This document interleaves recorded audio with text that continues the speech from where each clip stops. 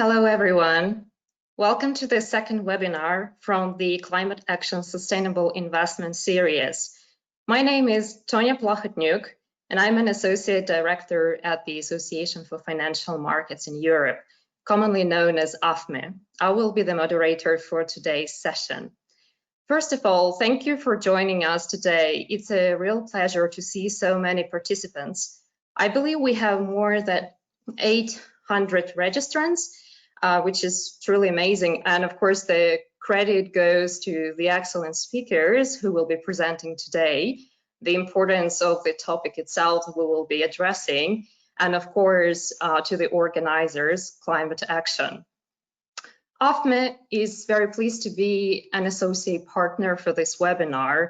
And for those who don't know much about us, AFME is a trade body that represents the leading global and European banks and other significant capital markets players. In my role at AFME, I'm specifically responsible for work related to the development of European sustainable finance policy.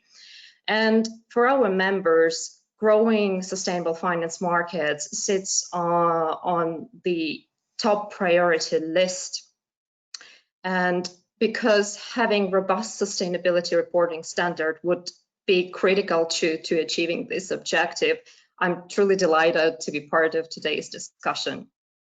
So today we will be talking about the evolution of regulatory standards aligned to TCFD, where we will cover, amongst other topics, the regulatory developments that could promote the integration of the TCFD framework into various approaches and rules on the disclosure of climate-related information in the UK and the EU.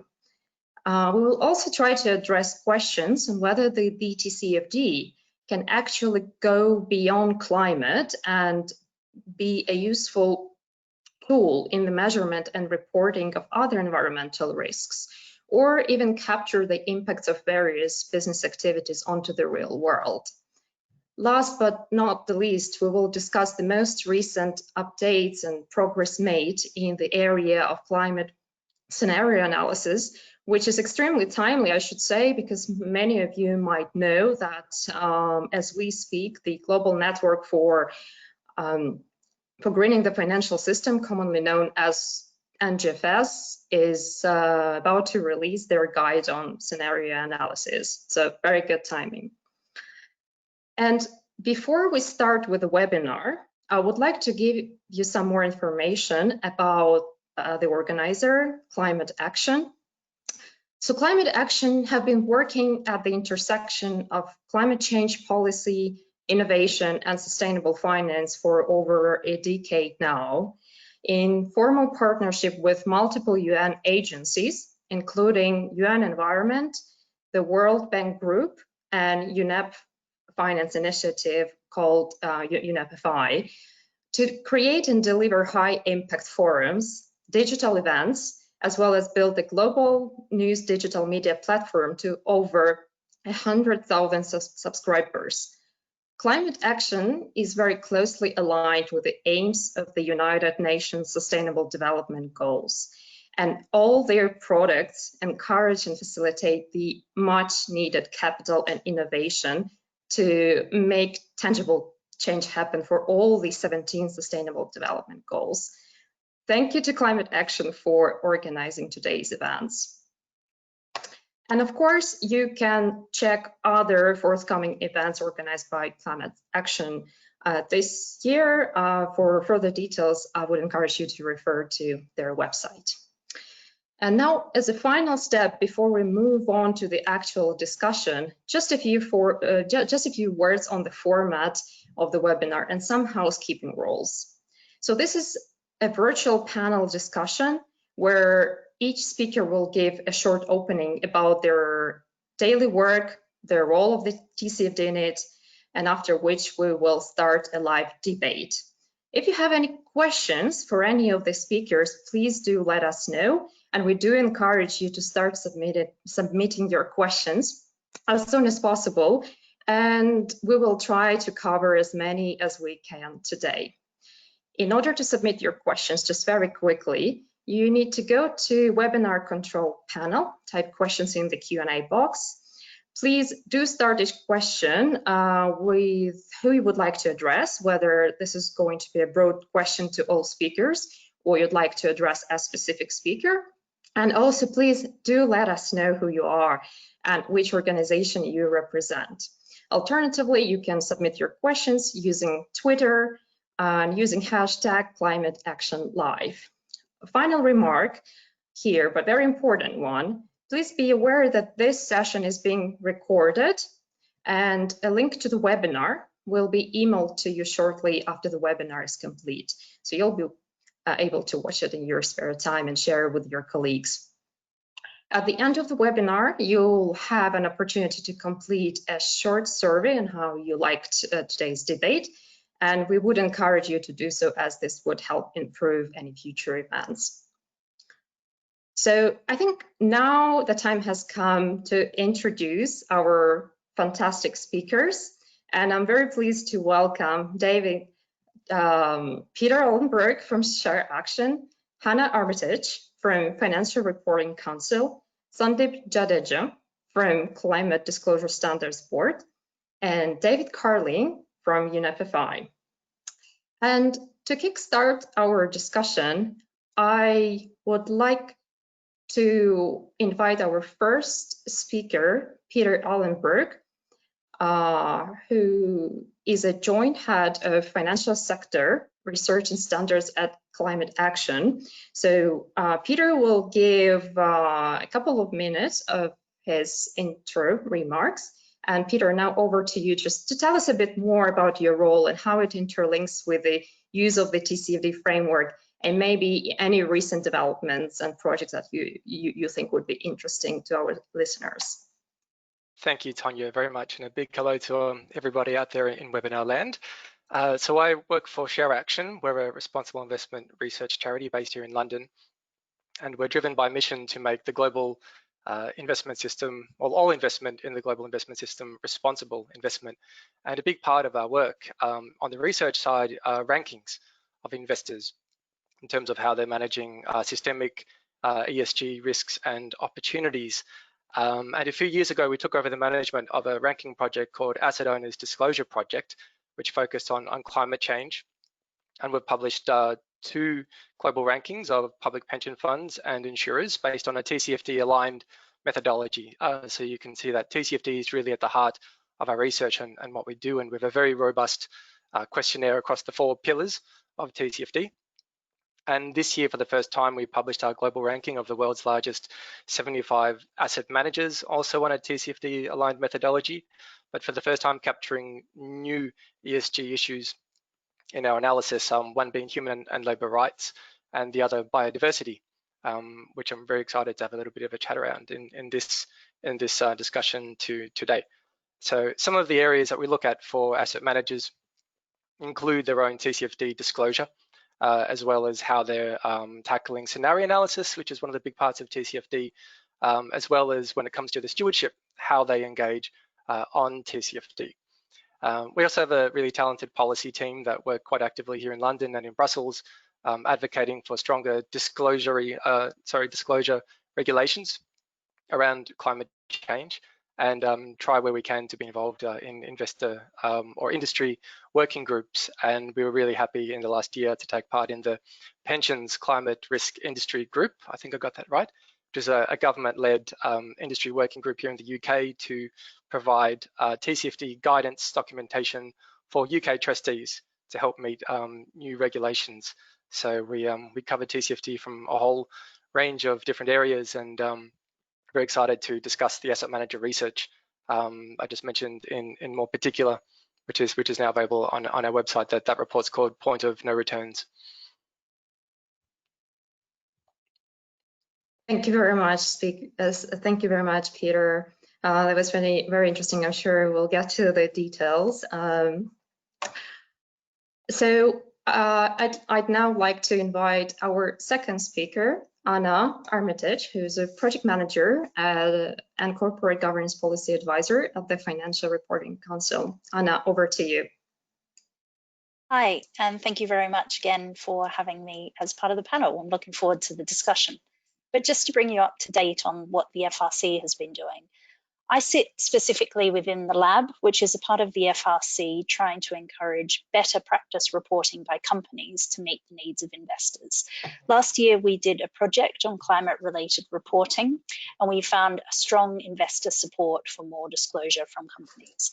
Investors told us they would like companies to articulate how boards consider and assess climate change issues, how they're thinking about climate-related issues in their business model, in their strategy, and when they're thinking about the resilience of the business, what the opportunities and risks are for the company, and what scenarios those risks and opportunities have been considered over, and how the company uses climate-related metrics to think through these issues.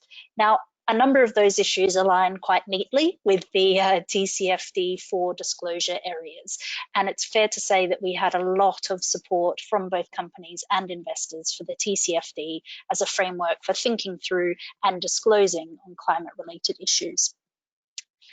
When we looked at the disclosure, however, we found that this is very much a developing practice, and there's quite a long way to go for the disclosures to better meet the needs of the investors, as I mentioned.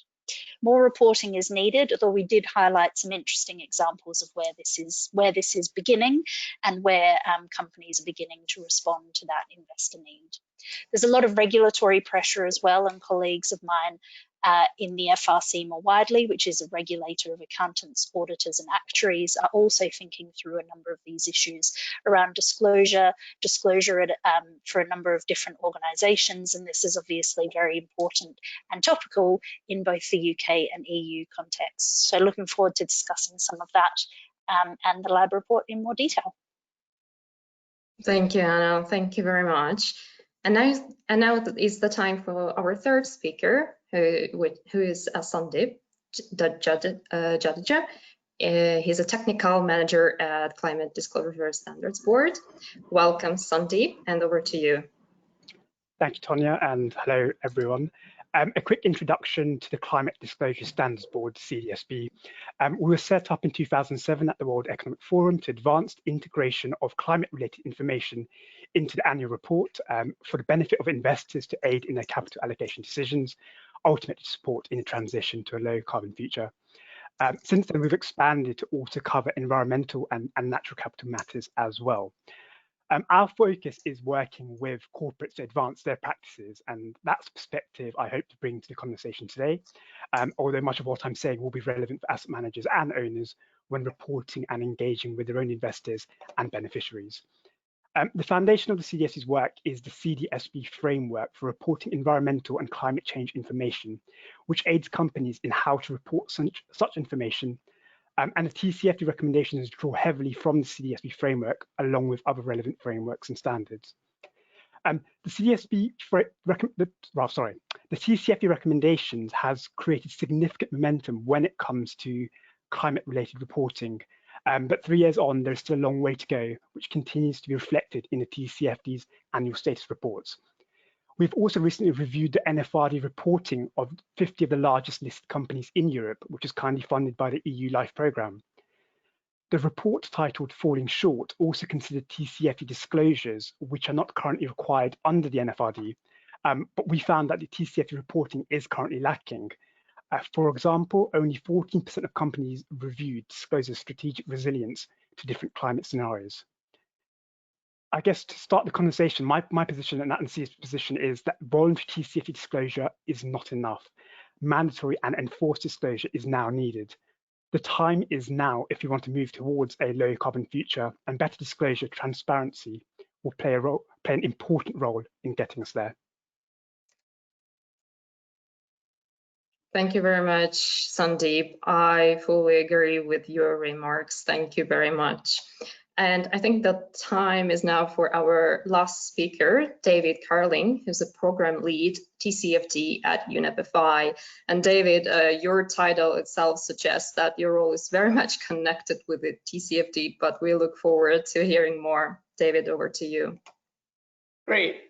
Thank you so much, Tonya, and it's great to hear from the other speakers who I'll be joining today. So the work that I've been doing within UNEP-FI has really been work to help take the financial industry forward on the TCFD recommendations that had been issued a few years ago and have been further elaborated in more recent releases. And the vision that we have there at UNEP-FI is really to expand the toolkit that financial institutions have for the identification, assessment, and management of their climate risks, and ultimately the disclosure of those risks and opportunities. And so our program has been fortunate to have really wide representation across 39 financial institutions, really based all around the world, which has provided really interesting perspectives on the diversity of risks throughout sectors as well as throughout regions. The work that we've done has focused in three main areas: on understanding scenarios and understanding the way that climate scenario analysis can be used to assess a portfolio's risk and assess the unique aspects of each sector that may be exposed to physical or transition risks. The second piece has been to look at methodologies for that actual quantification and assessment. And that has been both expanding on some of the work that we had done in earlier pilots to develop a web tool in conjunction with Oliver Wyman for the assessment of transition risk, as well as work with Acclimatize on furthering a approach on correlation analysis. And then finally, the key in bringing all of these pieces together is to really think about what this means from a disclosure perspective, and what does this mean for integrating these practices not just into a written report, but into your business and into your institution. So we've been working with the IIF on putting together a TCFD disclosure guide and template, as well as putting together a resource center focused on specifically helping institutions understand what peer practice is and how to carry that practice forward. So that's been our work, and we're eager to go forward with that and work very likely with many of you on some of these future questions. Thank you very much, David, and also thank you, Peter, Hannah, and Sandeep for the introduction. It is really insightful to hear that your organizations are so engaged in the work directed at the analysis and improvement of climate sustainability more broadly related information, and identification and measurement of climate risk, and that the TCFD seems to play a central role in the initiatives you're involved in. And now I would like to welcome all of our speakers to the virtual stage for our panel discussion. Okay, we've got everyone. Welcome again. And Peter, I think my first question would be addressed to you. So based on the global ranking analysis of responsible investors that you mentioned in your intro remarks, what can you say about their disclosures in accordance with the TCFD? For example, what looks good, and where do you see major gaps or rooms for improvement? Great, thank you. Firstly, just on the disclosure part, and fully resonate with Sandeep's comment earlier about the need for mandatory TCFD disclosure. We've certainly seen that evidenced in our own research. And I think I'd like to highlight a few gaps. And the first gap is a gap between supporting TCFD by asset managers and disclosing against TCFD. So we've seen around 3 out of 4 asset managers say, hey, we endorse or support TCFD. But when you look at public disclosure, it goes down to 1 in 5. So we need to really close that gap. And if you're looking at asset managers, just because they publicly endorse TCFD isn't really enough. You need to interrogate, well, what's a public disclosure looking like today? And what are they doing to lift up the quality of data in the companies that they invest in? And how are they leveraging their engagement and stewardship efforts to facilitate that? So just to open, on the disclosure front, it's pretty glacial. Though I think we'll expect more this year. I think the fact that PRI has now made mandatory TCFD line disclosure to them in their annual reporting is going to do a lot, though it's not mandatory to make it public. So I think asset managers have to sort of take that brave step to go beyond just private disclosure to public disclosure. Having said that, of those 20% of asset managers that do disclose TCFD, we're seeing a huge variation in quality, ranging from still 3 or 4 paragraphs in a stewardship report up to 50-page comprehensive, detailed, sophisticated standalone reports. And I might outline what some of the common features are for those. But in terms of implementing TCFD, and this is something we took a close look at in our research, there are some still big gaps more generally, especially around governance. I'd like to quickly highlight 3 where we'd like to see stronger performance by investors. Firstly is around financial incentives. It's something that investors love to talk to companies about. How are you aligning your financial packages and remuneration structures with long-term ESG objectives? But it doesn't seem to be something that they're leading on in terms of their own remuneration practices. So that's something we've only seen a handful of asset managers make explicit commitments to tie remuneration to climate targets or ESG objectives. Secondly is accountability, and this is very TCFD. We found that still 1 in 5 asset managers have accountability at the board level. 1 in 5. I would expect that to be a minimum these days for any asset manager worth their salt in terms of the ESG credentials. Just going up to a team level or a single executive may not, it's good, but it may not be high enough. And once you get the board support, then there's a lot of positive things that can happen from there. And thirdly is around training. It's such a fast-moving space, especially with climate. You see science updates all the time. They're usually, though, not the direction of travel of latest science findings that we like to see. They're usually worse than we think. So I think companies and investors both need to have really strong responsible investment training. That's mandatory. That's for key decision makers. That brings in experts, and to document that in public reporting as well. Moving on to the strategy and risk management part, certainly in terms of strategy, and I think scenario analysis could fall under here. We've still got a long way to go to see fit for purpose disclosure by asset managers. And our research shows that around 35% say that they're doing some kind of scenario analysis for some parts of their portfolio. Only 4% say that they've covered their entire portfolio, all asset classes. So that there's still, we see it's possible, but we haven't seen asset managers really using those tools that are already available to their full potential, and certainly not disclosing them yet. And the real missing piece is linking the scenario analysis work from an internal exercise to driving strategy. And we still just see a minority of asset managers say how the scenario analysis work is feeding into their investment strategy and what it means for asset allocation, what it means for stewardship, what it means for ESG integration, or however they choose to integrate ESG. And I would say that the most important part for asset managers in TCFD is around company engagement and what they're doing there, because we're seeing a huge vacuum in fit for purpose reporting around how asset managers are really maximizing the potential of their engagement efforts. And still we're seeing 50%, almost 50% of asset managers not even disclosing their votes on climate resolutions. 35% of asset managers don't disclose anything about their ESG engagement.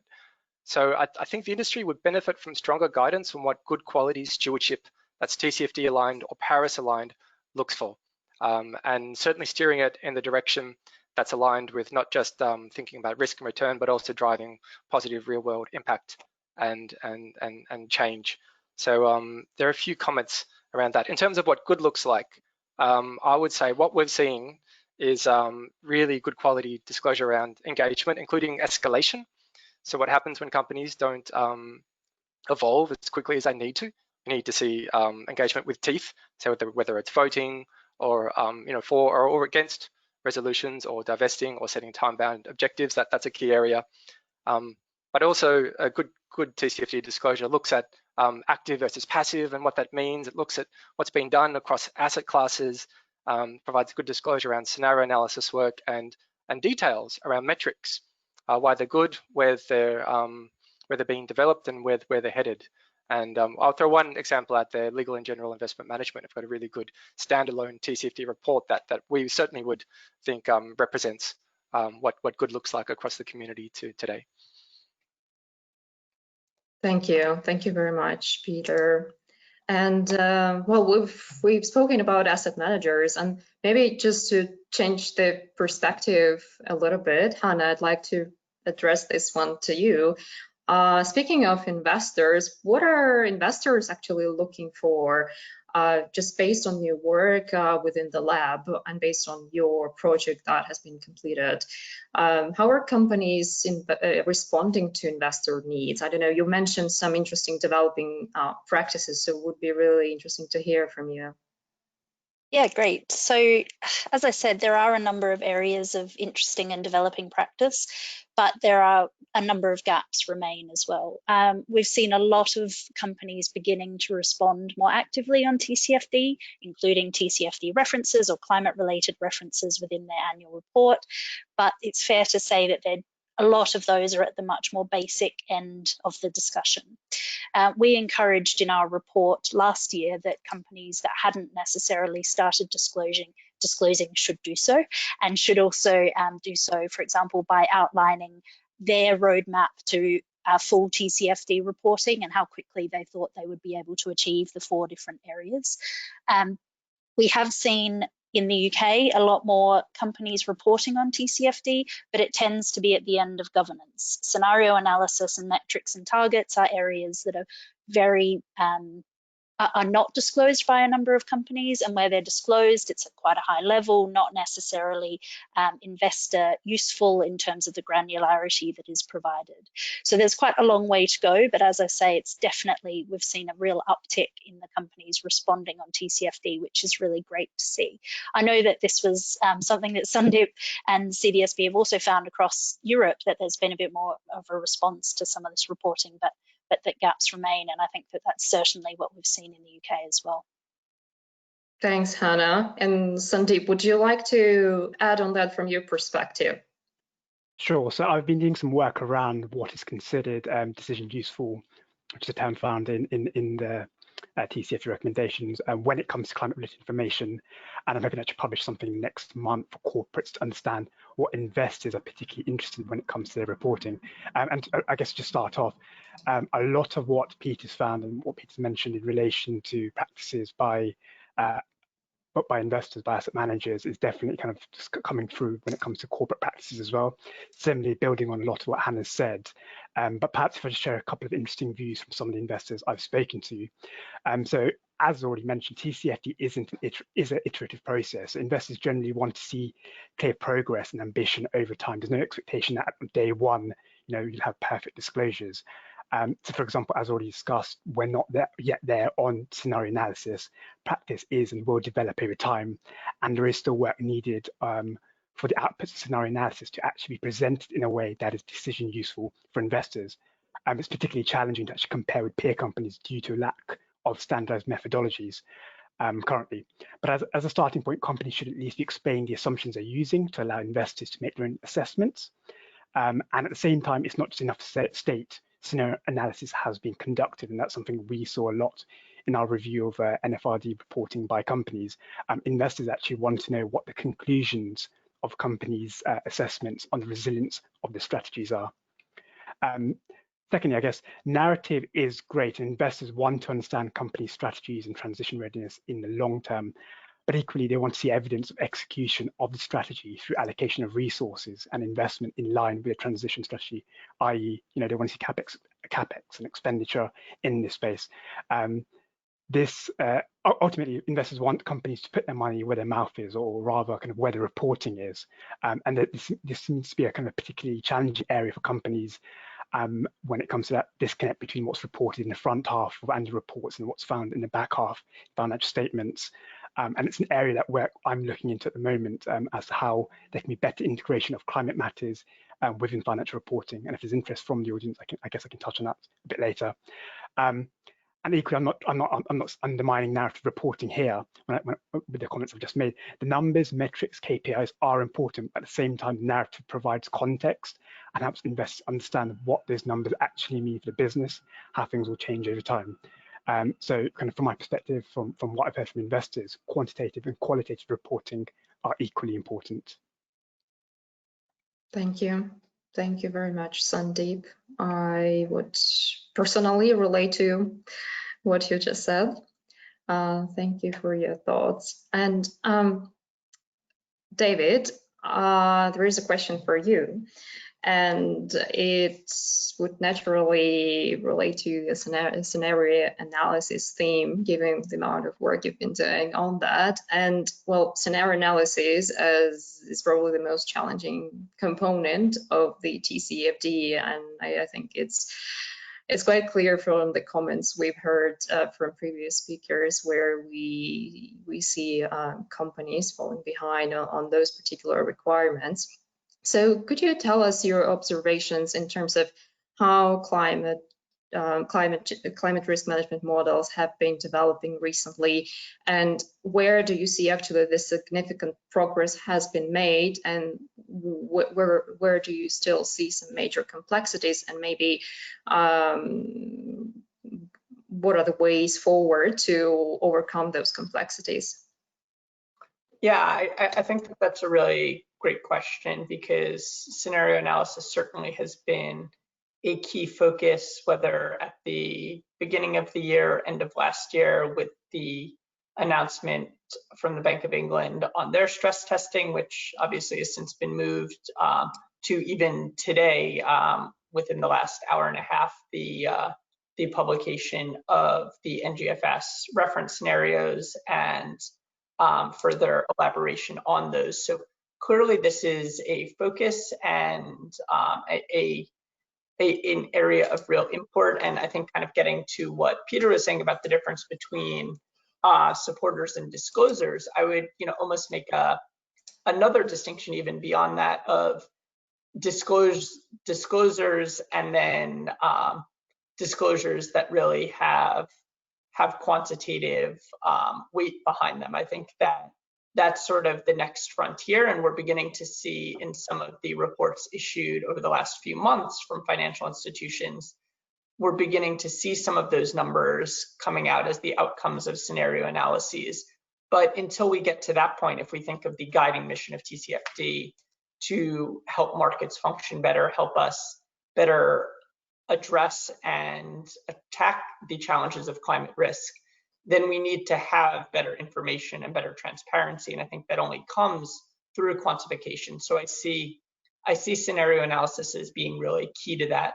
But I would make a few distinctions within scenario analysis itself, which is to say, I think what you have is increasing knowledge and increasing understanding across the industry of climate models, by which I mean specifically integrated assessment models, and how they may be used. Of course, we were glad to see that our program, working with the Potsdam Institute and YASA, also NGFS has been working with them as well. So great to see that convergence and the work of those leading researchers put out. And that is to say, though, that doesn't necessarily reach the level of detail that somebody may need to make a credit decision, or somebody may need in overall setting a path forward. And so understanding this global world of scenarios is very important.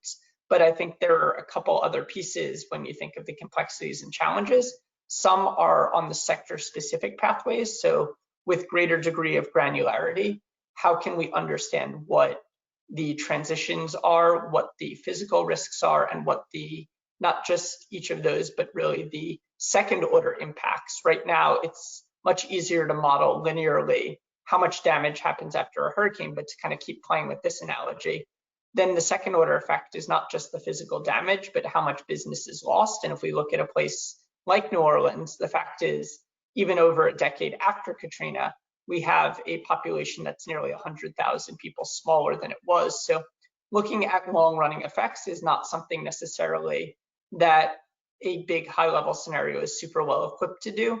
The other piece, getting back to what I started out with on the stress testing side, is that thinking about the macroeconomic drivers and helping supervisors do their job. Clearly, we've been talking a lot about how financial institutions can help do things better and help push forward this question. But I think the reason you're seeing the NGFS working on this, the reason you're seeing the Bank of England work on this, is because of the recognition that climate risk is a financial risk. And as a result, understanding what is needed to conduct stress testing is not always an overlapping set of scenarios and scenario variables, as is just a an overarching view that would come out of an integrated assessment model. So I see the big complexities on sector granularity, and I see the further complexity on application for decision useful outputs, whether those be for regulators or for institutions themselves.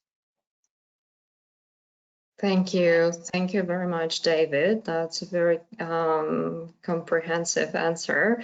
I would like now to turn to some of the questions we received from audience. And there were a couple of questions received from Lynn Johansson. Well, unfortunately, I don't know the name of their organization, but I'll try to combine the two questions. So essentially, the question is around what would drive action in mitigating climate change and promoting sustainability. So one part of the question is that whether the disclosure is actually the tool to drive the action, or maybe there are other tools that could be more powerful. Like, for example, Larry Fink has started to challenge the position of directors on whether they address climate risks sufficiently. Larry Fink, CEO from BlackRock, I'm sure you all know that.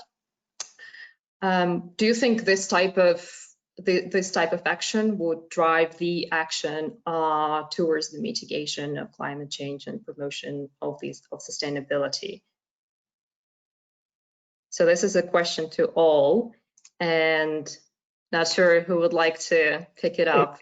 If I start off as an organization that focuses specifically around improving integration and better reporting in relation to climate, environment, natural capital, I think, speaking for myself at least, disclosure isn't the be-all and end-all, but it's a valuable starting point.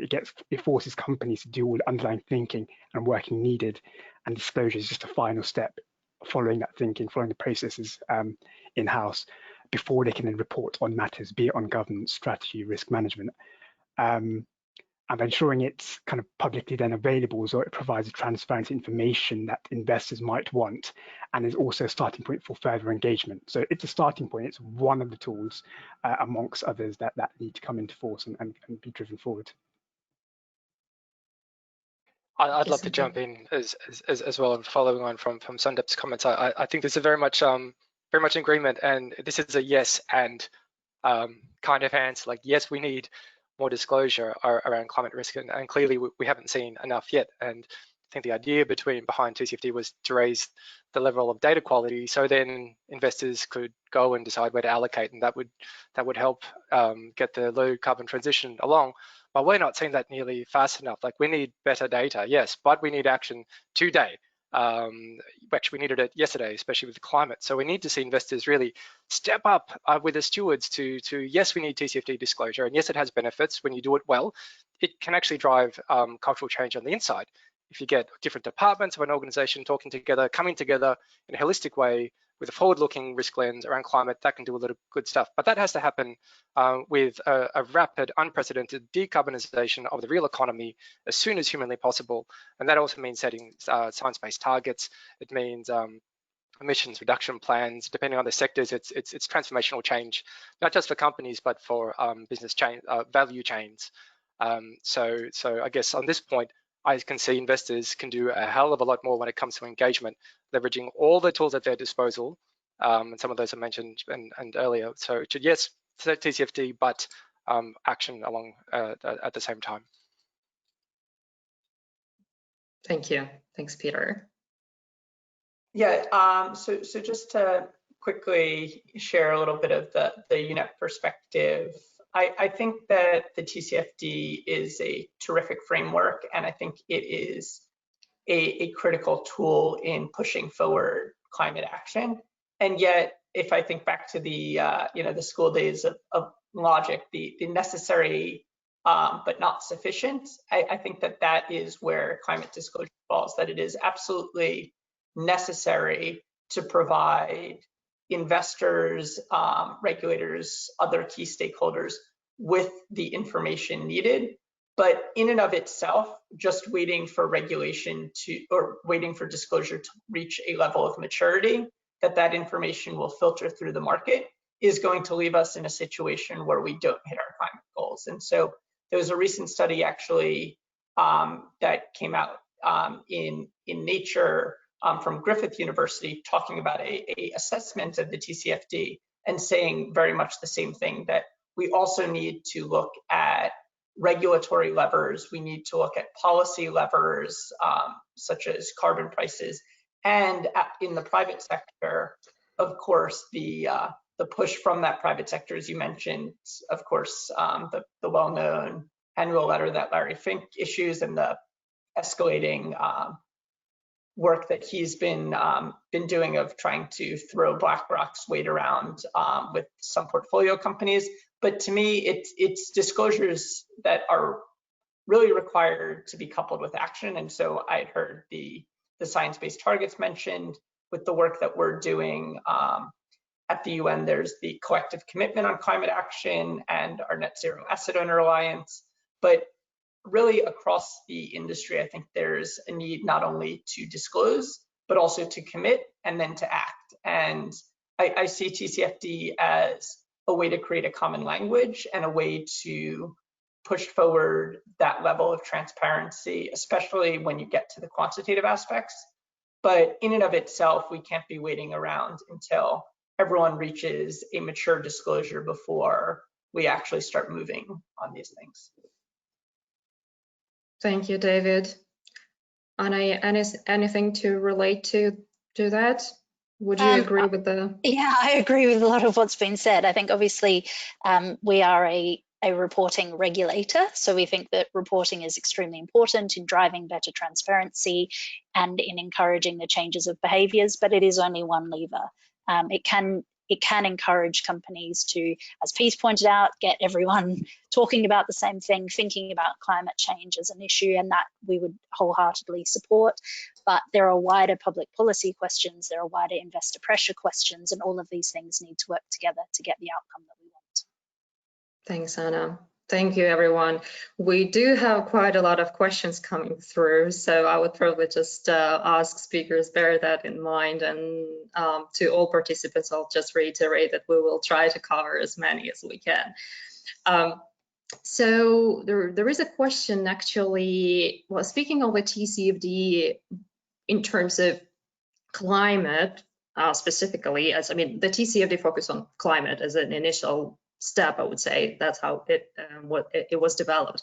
But can the framework be actually leveraged for other emerging systemic risks, like, for example, the biodiversity risk, which, as you might know, in light of COVID-19, I think is getting prominence and probably the second place after the climate change. And on sort of a related question, can TCFD evolve beyond financial risk to also capture the real world impact from business activity on environmental and social aspects? Peter, would you like to maybe pick that up? Absolutely. Thank you. Yes. Can you use TCFD for biodiversity? Absolutely. And I think we're already starting to see some movements and expectations for investors to start reporting around other emerging systemic ESG risks. We've known about climate for quite a while. We've seen a lot of progress in the last 10 years. The other big looming challenge, which I think is the parallel systemic existential twin of climate change, is biodiversity loss. And last year we saw the IPBES report that this is the first human-driven mass species extinction in history, 1 million species at risk of extinction by 2030. And I think central banks and investors are just starting to wake up to this. And last week the Dutch Central Bank just published a paper looking at the systemic financial impacts of biodiversity loss, and David made some good comments earlier about how TCFD has been really helpful because it's caused investors to think about the systemic financial implications of climate change. We need to see that thinking also for biodiversity.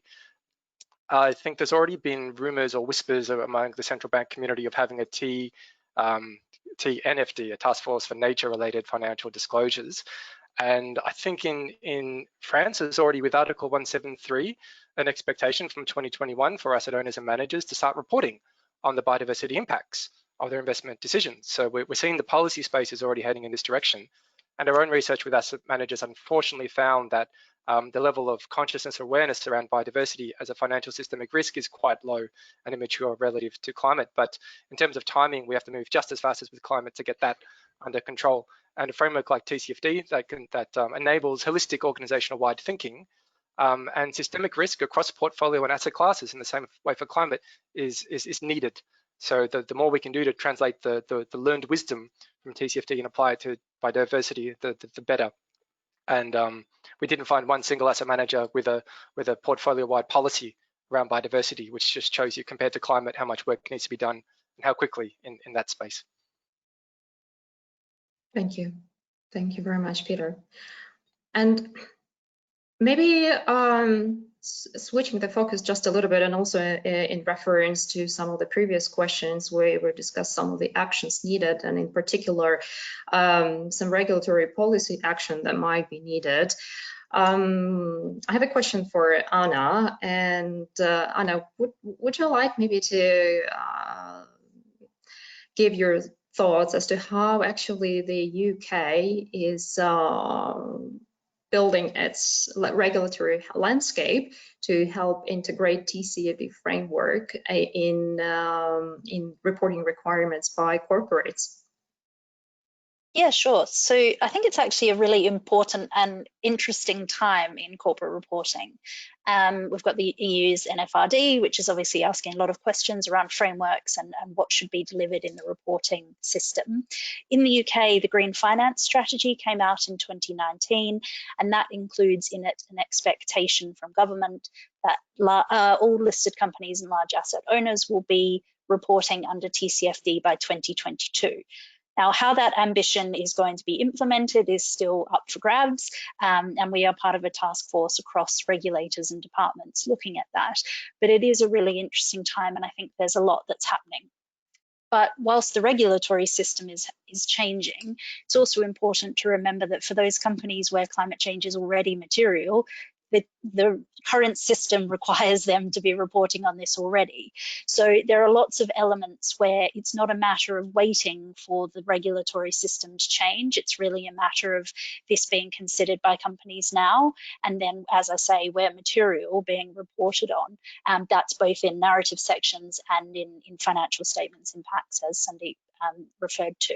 So it's a really interesting area. It's actually developing really quickly, and we're looking forward to seeing where it goes. But I wouldn't want that to discount the fact that there are a lot of requirements already in place where a lot of these organizations, whether it's companies or asset managers and asset owners, should be thinking about these issues and integrating this into both their reporting and their systems and considerations. Thank you. Thanks, Anna. And Sandeep, maybe a few words from you.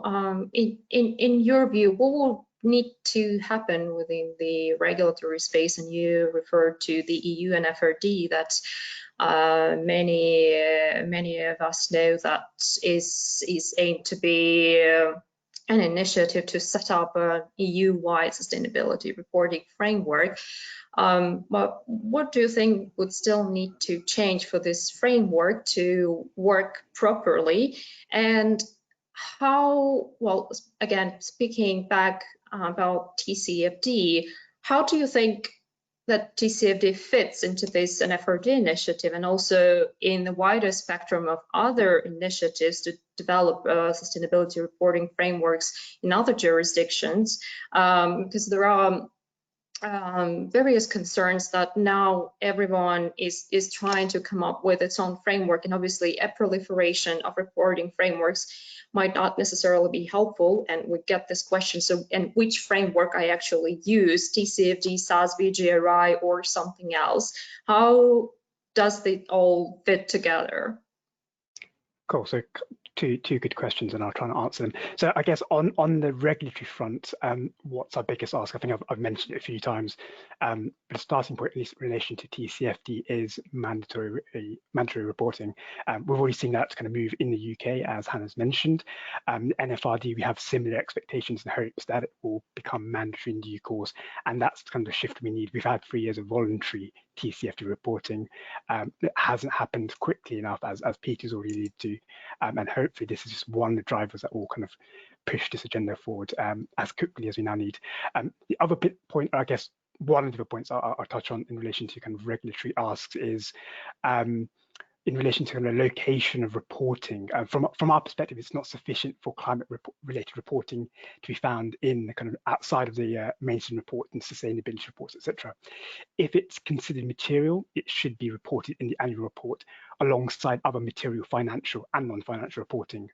And per the TCFD, even if climate matters are not assessed as material by a business, reporting on governance and risk management in relation to climate is always considered material to ensure that the processes for identifying climate risks and governance provisions to manage those risks are in place if, and more likely when, climate risk is assessed as material in the future. On the question of how TCFD fits within the various sustainability frameworks, I think as kind of sitting from an organisation that considers itself a framework, a standard setter, I think we do acknowledge that there are various standards and frameworks, and these can result in confusion for corporates and investors alike. I think the starting point is to keep in mind that each of the frameworks has a different purpose and addresses different gaps. So for example, CDSB framework covers the how to report climate information. SASB, the Sustainable Accounting Standards Board, covers the specific what to report based on industry and sector, both for the benefit of investors. GRI, for example, then covers broader ESG matters, but the key audience there are the wider stakeholders as opposed to investors. In my mind, TCFD is almost a carve out of kind of CDSB framework and SASB standards. It focuses in on how to report on climate-related matters and what to report on such matters. That's reflected in the fact that TCFD is broadly aligned with other frameworks and standards. So for example, the Better Alignment Project, which is part of the Corporate Reporting Dialogue, found that the TCFD 7 principles for effective disclosure are harmonious and complementary with CDP reporting, the CDSB framework, GRI, IIRC, and SASB. And similarly, the 11 TCFD recommendations are highly aligned with these standards and frameworks. More recently, the CSB has also published a paper on how disclosures made by corporates to CDP, formerly the Carbon Disclosure Project, can be applied using the CDSB framework to meet the TCFD recommendations, which if you want more information, can be found in the Building Blocks report. I think my final point here is that ultimately there is still work being done behind the scenes to create greater harmonization, but it really is a watch this space. Thank you. Thank you very much, Sandeep. And sort of continuing with the topic of regulation, but switching the gear to climate risk measuring a little bit. David, that one will be for you. So as I mentioned at the beginning, I think NGFS is just about to release their guidance on climate scenarios. And I think the work of NGFS is, is taken very seriously by regional regulators, and I think it's expected that a lot of their recommendations will come on board, like by the UK regulators or the European regulators. So, David, if you maybe can comment how your work at Unipify is linked to maybe NGFS guide, and whether you can share any insights as to the role of TCFD in the NGFS recommendations. Yeah, definitely. So I think, as I mentioned earlier, we've been fortunate to have a good relationship with the NGFS and their secretariat, and just as Unipify, just both in keeping in close communication with them, but also in recognition of the underlying components of their scenarios being ones that are developed by by institutions that we've worked with, as I mentioned, the Potsdam Institute and YASA.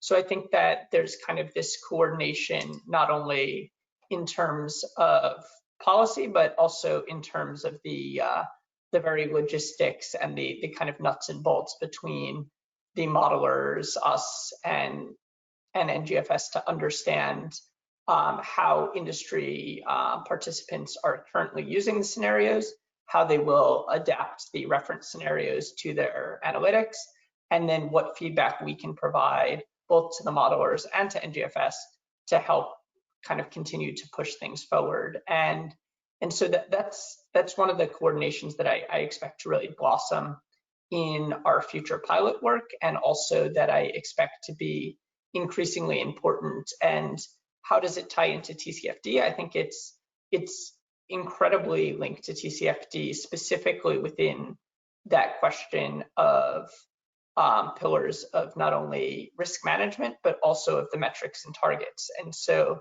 when it comes to producing these outputs and quantifying, I think that the view that's been taken is that these reference scenarios can really form the core of a common framework and a common set of assessments across the industry, which are not only going to be helpful for regulators to have some comparative analyses, but also for industry participants to be able to recognize that we're working with the same pieces of information. And getting back to the question about proliferation of frameworks, I think that this is exactly one of the advantages of this close coordination and of the reference scenarios themselves, is the ability in a similar way to avoid a proliferation of frameworks, also to avoid a proliferation of different reference scenarios. We need to be looking at lots of scenarios. We need to be understanding the drivers of different scenarios. But I think that there is a value, at least in benchmarking and in comparability. And that doesn't mean that one shouldn't conduct their own idiosyncratic analyses, but to have similar starting points and also similar comparisons is going to greatly help financial regulators, and it's also going to greatly help market participants to benchmark themselves. So that's how I see this this universe, and it's an exciting time, and obviously a big congratulations to the NGFS for that release, as it's going to be something that I think is immediately picked up and adopted by industry participants. So I'm quite excited to dive deeper. I've taken a brief look before this session, but obviously a lot more to say on that in the coming days and weeks. Thanks, David. Thank you everyone. Well, be mindful that we've got roughly 15 minutes left. I think we will try to get more questions from the audience in, and then we will allocate some time maybe for you to very briefly comment on the key takeaways or key actions that our participants to this webinar should bear in mind. So there was an interesting question by Catherine Mintoft. Their organization is not noted. So how can companies assess if their disclosure fully meets TCFD recommendations? I understand that's coming from the fact that TCFD is still a principle-based framework, and obviously it can be applied in a variety of ways, and the disclosure among companies might differ. So what would be your thoughts on that, and who would like to start?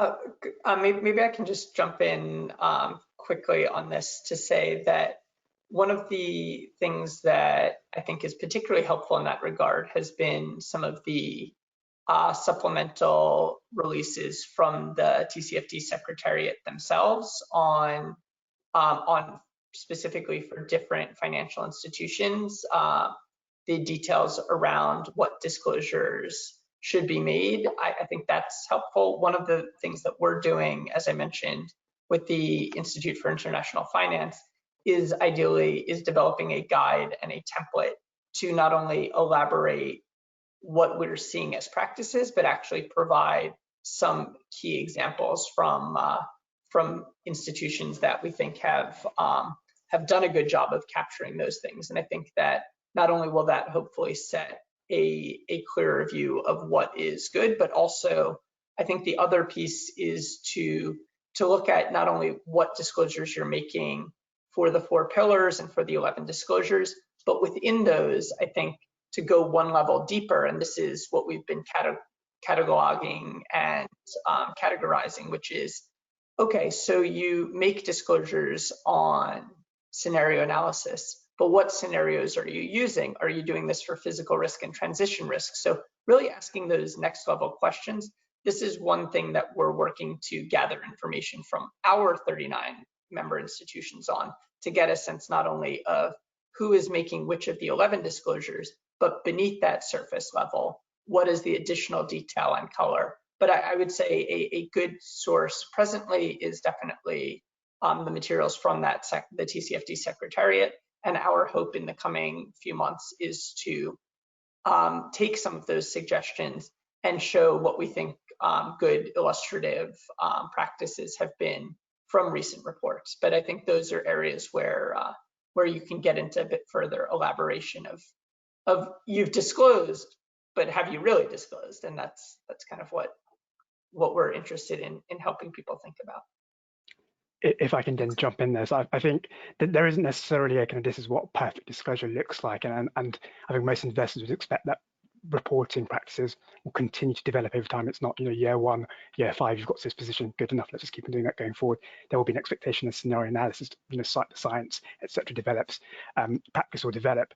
On the point David's made, so there is something out there called a TCFD hub, which the CDSB actually powers on behalf of the TCFD Secretariat, which has lots and lots of resources, case studies, good practice guides, etc. And two kind of resources specifically to pull out that the CDSB have produced as an implementation guide, which kind of showcases pro forma examples of what TCFD disclosures might look like across the 11 elements, recommendations of TCFD. And then similar to that, we then produce a year on a good practice guide, which then pulls out good practice examples across industries, geographies, as to what disclosure practice looks like in the market currently. But again, expectation is this will continue to develop over time. Can I just say something as well? Sorry to mention the lab report again, but what we really looked at as part of that report was not only what are investors looking for in terms of the disclosures, which essentially ended up recommending the 11 recommended disclosures under the TCFD framework. But what we highlighted alongside that is when looking at those disclosures, what are the questions that investors are actually asking about those disclosures? And we have, against the 4 areas, we have anywhere from 10 to 20 different questions that are being asked. And we suggest that companies take those away and ask themselves those questions in order to develop the 11 recommended disclosures, because they do go to a more granular level and they're asking some more stretching questions, which give companies a really good place to begin their conversations for companies that don't otherwise know where to start and what to report. Thank you. Thanks, Anna. Peter, anything to add from your side? Would you echo? No, I love the fact that Hannah brought up these. They should be thinking about the 10 to 20 investor questions they're getting. I mean, I think you've made the perfect TCFD report when you stop getting questions from your investors, but I don't think that there's any chance of that happening, and fully agree with the importance to share best practice and leading practice, and we're endeavoring to do the same with investors. Later this year, we'll be publishing something for asset managers, and that'll sort of be around TCFD implementation. So yeah, just keep listening to investors and keep watching leading practice and some of those great for corporates implementation guides like CDSB and the work by NFFI. They're terrific resources, and the more sector specific guidance, the better. And I think for we're starting to see it for the energy sectors and those, but there are going to be some very sticky sectors. So steel, cement, plastics. It's not quite clear what a Paris aligned trajectory means there. So I think more work needs to be done to sort of build what good TCFD or Paris aligned disclosure will look, and how scenarios and business strategies and CapEx spending on new technologies needed to drive that transition, what good looks like in those fields as well. So just a shout out to anyone there doing sector-based research, because I think that's needed, and also for investors also. Yeah. Thank you. Thanks, Peter. I think we will have time for one more question. And this came from Gemma Rastelli, no company mentioned.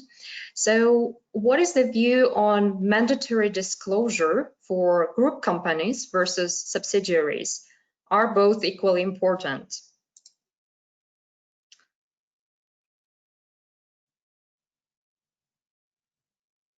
No one's jumping in on that one.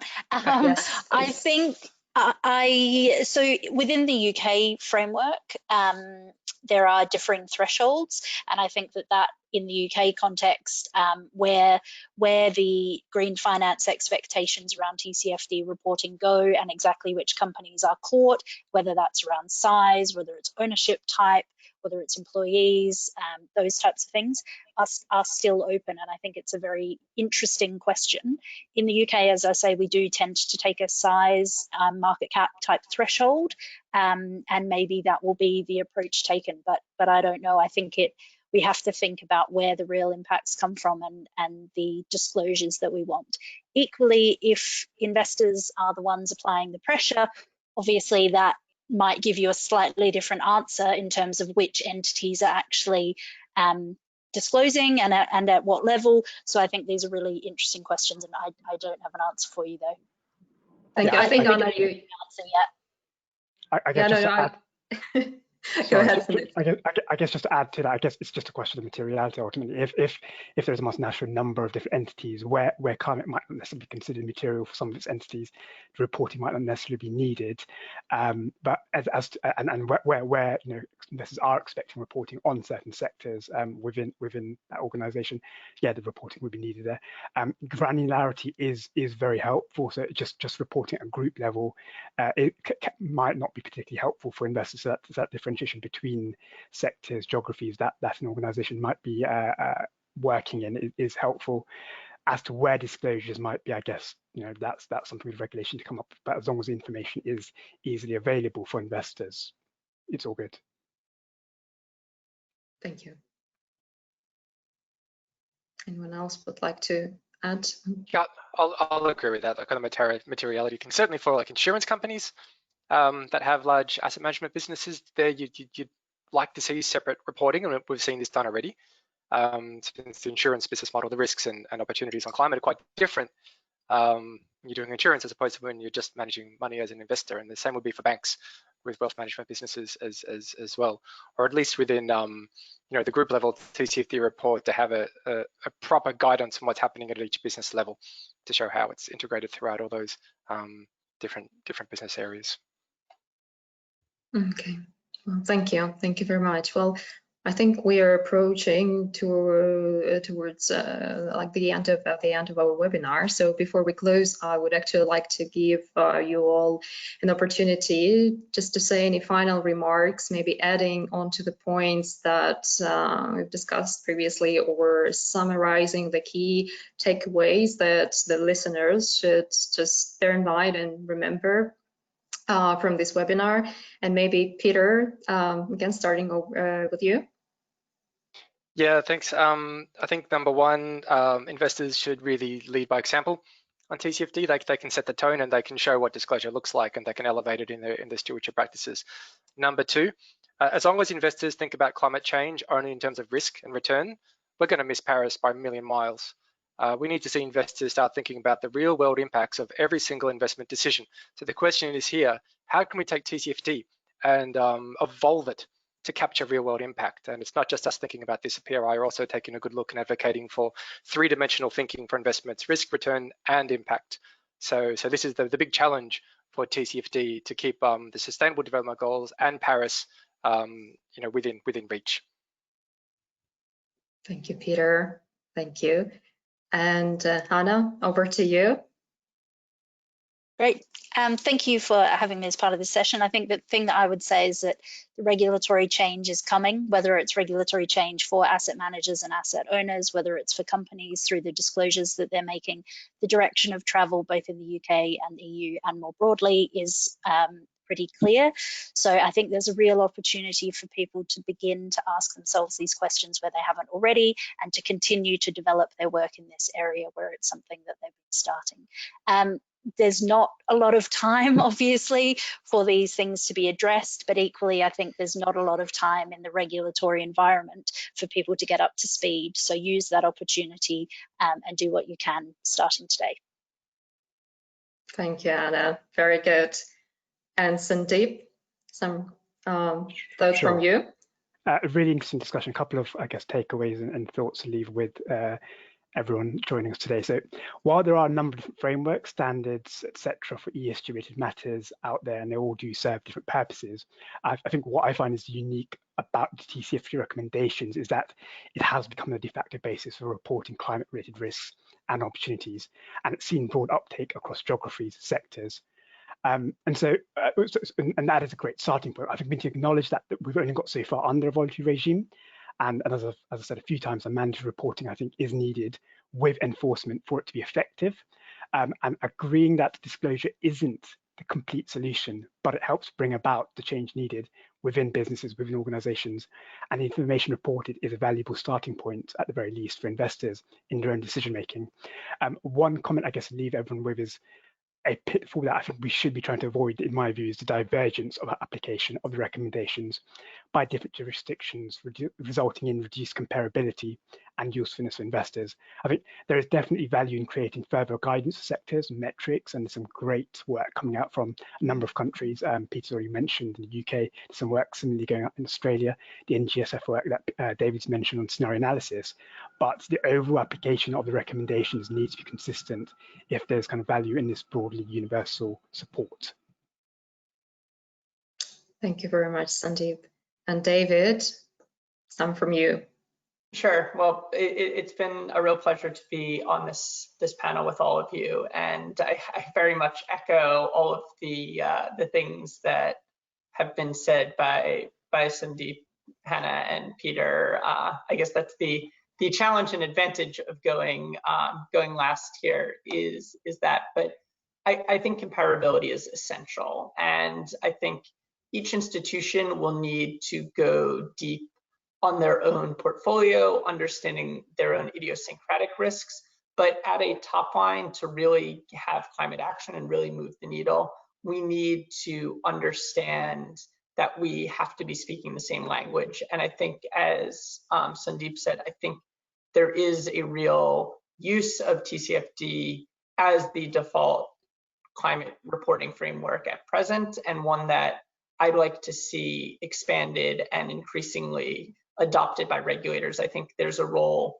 for not just the NGFS, but also the BIS and other global collections of regulators to work on promulgating what aspects of the disclosure they are most interested in, what form those would take.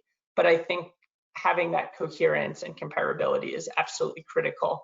I know in the work that we're doing come this fall, we're very eager to bring together investors, insurers, and banks to talk about some of these emerging topics. So the new reference scenarios, the new questions of what recommendations are coming out for your TCFD reports, and how best to implement that into your BAU practices. But the final thing I'll say is we need to move fast and we need to move aggressively.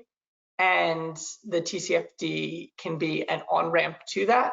But once we're on that highway, I think that there's a lot of need, not just to have these reports circulating and have them out there, but to have them be the grounds for action, have them be a way to help investors and others in the financial community make both informed and active decisions. So that's really my strong view and my strong urge to those as listeners to keep pushing forward within your organizations and to use this as a valuable framework. And for those regulators there to recognize that this is a industry question that we want to work on together, and we want to be engaged in thinking about the best ways to produce this outcome. And I think that the very last thing is just the real world impacts do matter. And so we can talk about some of the abstract and the more detailed, but ultimately I think it is a useful pulse check to say, this is why we're doing this, and this is how we need to get on with it to move to hit our climate goals. Thank you very much, David. And thank you, Peter, Rehan, and Sandeep. I have really enjoyed this discussion, and I'm sure so have our participants. I'm afraid the time has come for us to finish the webinar. And as a quick reminder to our participants, please tell us how we did today via a short survey, a link to which will be sent to you via email. And please feel free to subscribe to any relevant updates at climateaction.org.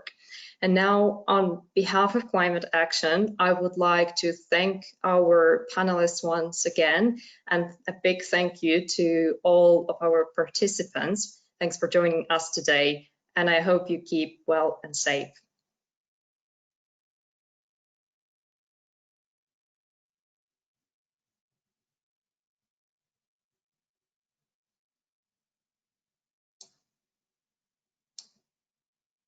Great, thanks so much.